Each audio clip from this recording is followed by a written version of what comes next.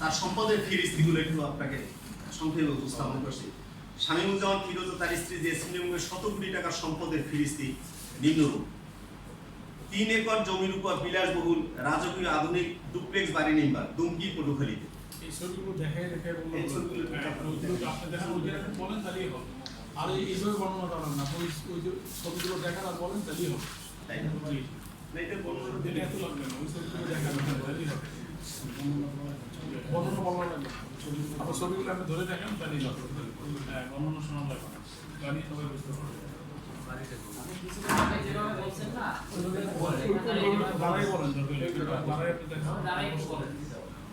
হ্যাঁ, আচ্ছা বসে বলেন আপনি ভাই, বসে বলেন।